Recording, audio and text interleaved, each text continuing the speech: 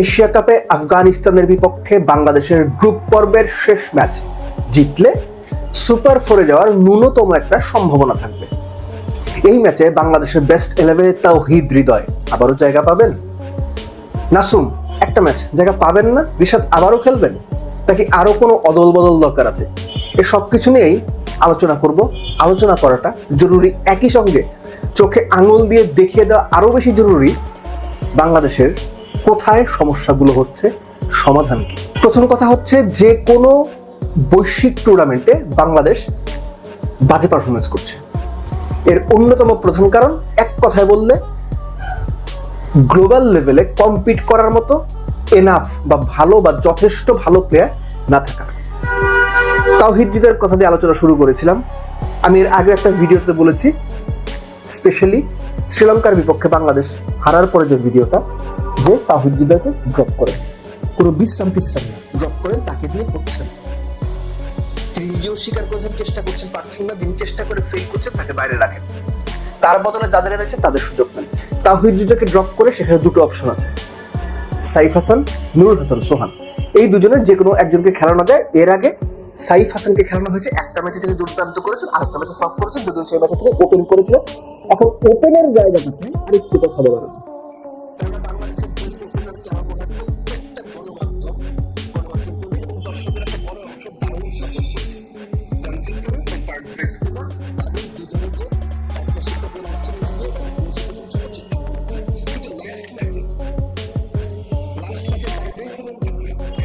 সেখানে সাইফকে দিয়ে ওপেন করানো যায় কিনা এটা বাংলাদেশ টিম ম্যানেজমেন্ট দেখতে পারে। কেননা ইমনের অ্যাবিলিটি আছে, কিন্তু কোয়ালিটি বোলিং এর এগেইনস্টে ইমনের সিরিয়াস দুর্বলতা রয়েছে। যে যাই বলুক, আমি এটা মনে করি। আর ইমন যে ধরনের ইনকনসিস্টেন্ট, সেই জায়গাতে ওপেনিং এ তাকে সরিয়ে যদি সাইফকে খেলানো হয় আমি অবাক হব। এবং সেই ক্ষেত্রে তাহলে হৃদয়ের জায়গায় নুরুল হাসান সোহান।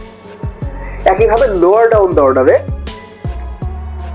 শেখ মাহিদিকে দিয়ে যদি আপনি পাওয়ার প্লের মধ্যে বল কাটানোর পরিকল্পনা করেন, তাকে একাদশে নেন। শেখ মাহিদিকে দিয়ে যদি পাওয়ার প্লেতে আপনি বল করানোর পরিকল্পনা নেন, তাহলে তাকে একাদশে নেন।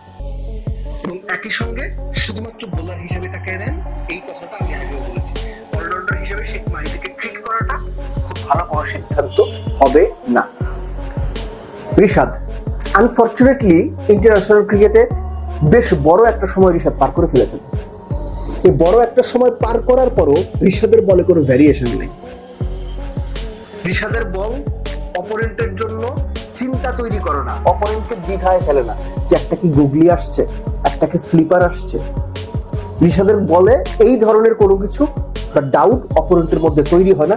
রিশাদ ওয়ান ডাইমেনশনাল বলার, এটা দিন দিন আরো বেশি পরিষ্কার হয়ে যাচ্ছে। তার ভ্যারিয়েশন কম, কিংবা ভ্যারিয়েশন তিনি জানেন না।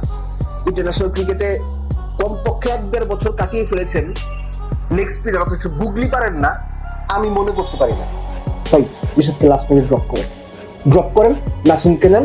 নাসুম এর আগে যখনই সুযোগ পেয়েছেন, ম্যাক্সিমাম সময় দেখা গেছে এরকম সিরিজের শেষ ম্যাচে এসে নাসুম সুযোগ পাচ্ছেন। এটাকে সিরিজ ধরেই শেষ ম্যাচ নাসুমকে সুযোগ দেন। একই সঙ্গে পেস ইউনিট যেটা আছে, সেখানে বদল যদি দরকার মনে হয় তাসকিনকে ব্যাক করাতে পারেন, বাট আদারওয়াইজ ফার্স্ট ম্যাচে তাসকিন যেভাবে পারফরমেন্স করেছেন, সেখানে দ্বিতীয় ম্যাচে শরীফুলকে আনা আমার মনে হয় যে খুব বেশি ভুল সিদ্ধান্ত ছিল না। ঠিক একইভাবে লাস্ট ম্যাচেও যদি তাসকিনের এক্সপিরিয়েন্স চিন্তা করে, নতুন বল উইকেট টেকিং অ্যাবিলিটি চিন্তা করে, most of the cases first ওভারে উইকেট নেওয়ার অ্যাবিলিটি চিন্তা করে তাসকিনকে ফেরানো হয়, সেটাও আমার মনে হয় যে ভালো সিদ্ধান্তই হবে। বটম লাইন হচ্ছে, ভয় পেয়ে ক্রিকেটটা খেলেন না আপনারা, ভয় পেয়ে ক্রিকেটটা খেলেন না। আফগানিস্তানের বিপক্ষে, হংকংয়ের বিপক্ষে যে ক্রিকেট খেলছেন, শ্রীলঙ্কার বিপক্ষে যে ক্রিকেট খেলছেন, ওই ক্রিকেট খেলেন না। আপনি দরকার 100 রান আউট হয়ে দেশে চলে আসেন, আপনি প্রয়োজনে 180 চেস করতে গিয়ে 10 ওভার 100 করে অল আউট হয়ে দেশে চলে আসেন। কিন্তু টুকটুক করে বা পরিস্থিতির সঙ্গে মানিয়ে প্রপার ক্রিকেটটা না খেলে দর্শকদের ওই যন্ত্রণাটা দিয়েন না আপনারা। যদি না পারেন স্যারেন্ডার করেন, চলে আসেন।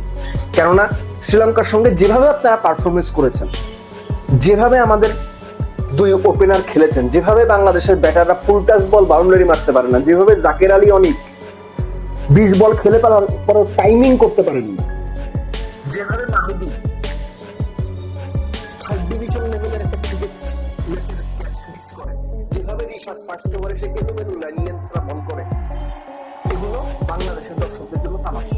আফগানিস্তানের সঙ্গে এই তামাশা করেন না, যেভাবেই হোক ম্যাচটা যেতেন, সামান্যতম সম্ভাবনাও বাঁচিয়ে রাখেন, নইলে রাগি বলছেন স্যারেন্ডার করেন, স্যারেন্ডার করে দেশে চলে আসেন এবং ক্রিকেট ম্যানেজমেন্ট ঠিক করেন। এই যে বাইলেটারাল সিরিজগুলো আগামীতে হবে, আয়ারল্যান্ড আসবে, ওয়েস্ট ইন্ডিজ আসবে, সেখানেও পূর্ণ শক্তির দল খেলিয়ে ক্রেডিট নেবেন, বড় উইকেট বানিয়ে ক্রেডিট নেবেন, টনি হেমিংকে এনে তারপরও আপনার সিলেটে আজে বাজে বা মাঝারি মানের উইকেট বানিয়ে জিতে ক্রেডিট নেবেন, নাকি সত্যিকার অর্থে বাইলেটারাল সিরিজগুলোতে এক্সপেরিমেন্ট করবেন, নতুনদের বাজিয়ে দেখবেন, ম্যাচ হারুক বাংলাদেশ সমস্যা নেই, ভালো উইকেটে বেটার ক্রিকেটার তৈরি করার চেষ্টা করবেন। বাংলাদেশ ক্রিকেটের পালস কি এটা বোঝা খুব কষ্ট।